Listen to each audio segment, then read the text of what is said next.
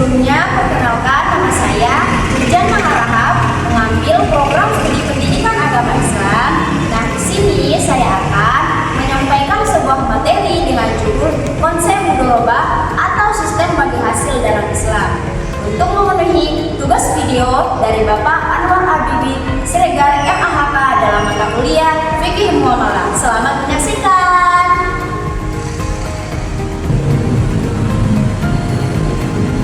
Sebelum menyelam lebih dalam, nah kita harus tahu nih apa sih pengertian mudharabah tersebut. Di sini kita akan membahas secara etimologi dan terminologi. Yuk kita bahas.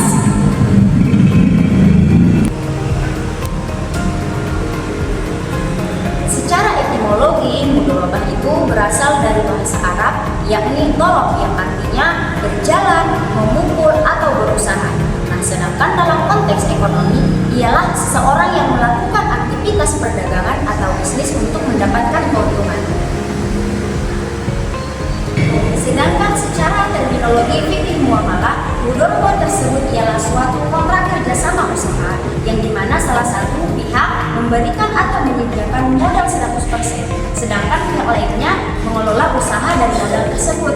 Nah, ketika sudah mendapatkan keuntungan, keuntungannya dibagi sesuai dengan kesepakatan.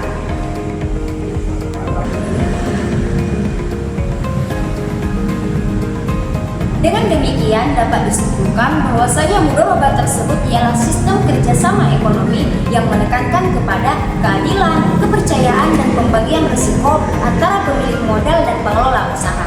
Nah, hal tersebut juga menjadi pilar penting dalam ekonomi Islam karena bisa menciptakan ekonomi yang lebih etis, produktif, dan tentunya bebas dari riba.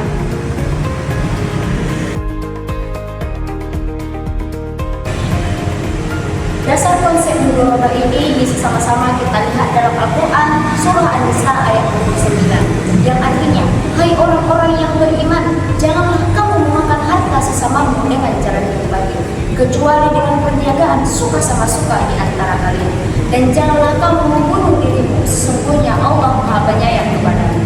Nah, ayat ini betul-betul menegaskan bahwasanya transaksi ekonomi itu harus dilakukan dengan adil, jujur, dan kerelaan di antara dua belah pihak. Hal inilah yang menjadi prinsip utama dalam akad konsep mudharabah.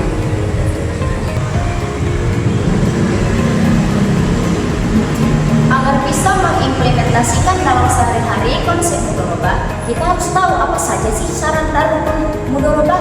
Nah, yang pertama kita bahas ialah rukunnya. Nah, rukun ini jika salah satu ditinggalkan, maka konsepnya atau mudharabahnya tidak sah. Nah, yang pertama ialah pelaku akad atau aqidai.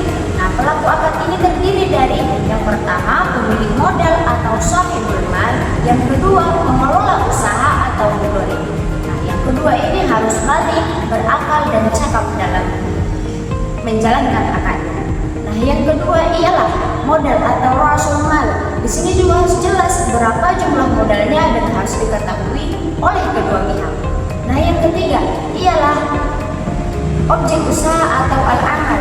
Kita harus tahu objek usahanya halal atau tidak, terutama bagi umat muslim. Yang keempat ialah keuntungan atau riba, dan yang kelima ialah sigol atau ijab dan qabul.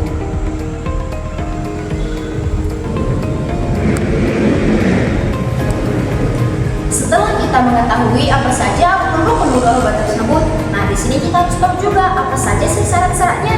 Nah, yang pertama ialah pelaku akad. Syaratnya harus balik, berakal, harus ada kerelaan tanpa ada paksaan. Nah, yang kedua ialah syarat modal. Nah, syarat modal ini ingat ya, harus berupa uang tunai. Modalnya harus jelas di depan mata. Nah, yang ketiga ialah syarat usaha. Usahanya harus jelas dan harus halal, dan intinya tidak boleh mengandung riba. Nah, yang keempat ialah syarat keberuntungan. Keberuntungan ini artinya ketika di awal akad kita harus mengetahui dan harus menyetujui berapa keuntungan yang telah disepakati.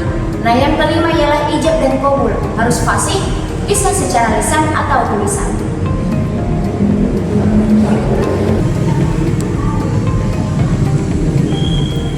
Di sini juga saya akan membahas tentang mudharabah dengan macam-macamnya beserta penjelasannya. Nah, yang pertama ialah mudharabah mutlaq atau tidak terikat.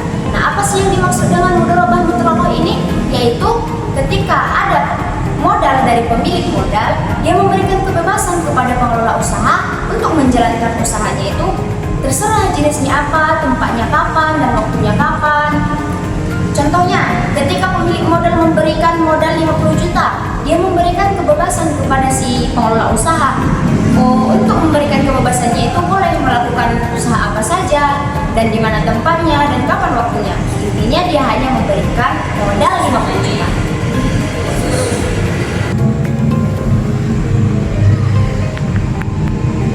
Nah, yang kedua ialah mudharabah muqayyadah atau mudharabah terikat. Nah, mudharabah ini berbeda dengan mudharabah yang kita sampaikan yang pertama, yaitu apa sih perbedaannya? Yaitu mudharabah muqayyadah ini ketika pemilik modal memberikan persyaratan atau perjanjian terhadap tempat, waktu, atau jenis usahanya. Contohnya, ketika pemilik modal memberikan 100 juta, dia memberikan persyaratan usahanya harus usaha cabai, tempatnya harus di sini, dan jangka waktunya harus 1 tahun. Nah, itulah contoh dari mudharabah muqayyadah.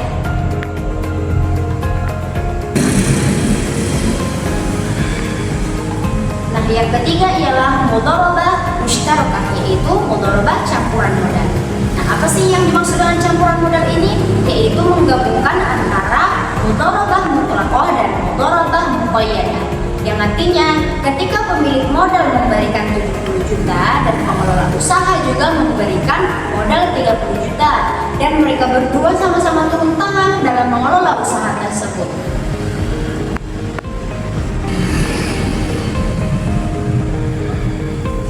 Nah, yang terakhir ialah mudharabah tsunaiyah atau langsung dua pihak.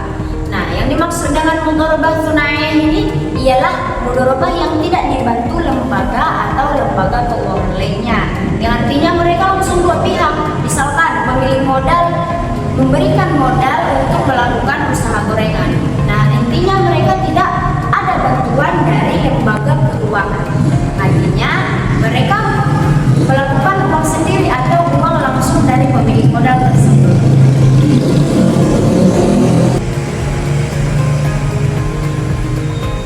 Nah, dari pembahasan tersebut, tentunya mudharabah ini memiliki keunggulan atau kelebihan juga kekurangan. Nah, kelebihannya apa saja sih? Beberapa di antaranya antara lain ialah konsep perekonomian yang lebih adil, terhindar dari unsur riba, dan fleksibelnya perekonomian. Nah, sedangkan kekurangannya ialah terjadinya potensi ketidakjujuran, kurangnya kontrol dari pemilik modal, dan ketidakpastian keuntungan dalam mudharabah tersebut.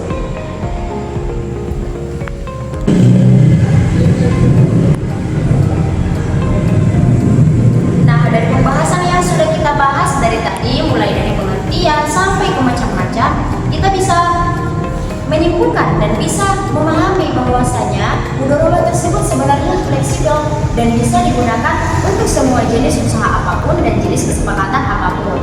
Nah, semoga dengan video ini kita bisa sama-sama menerapkan konsep mudharabah tersebut dalam kehidupan sehari-hari atau suatu saat nanti. Tentunya kita berharap bisa terhindar atau menghindari dari yang namanya unsur riba. Nah, semoga video yang dapat saya sampaikan ini bisa bermanfaat untuk kalian semua dan untuk saya juga. Kalau ada kata-kata saya yang kurang berkenan di hati para hadirin sekalian, saya mohon ampun kepada Allah Subhanahu wa Ta'ala dan memohon maaf kepada kalian semua. Wabillahi taufiq wal hidayah. Assalamualaikum warahmatullahi wabarakatuh. Sampai jumpa.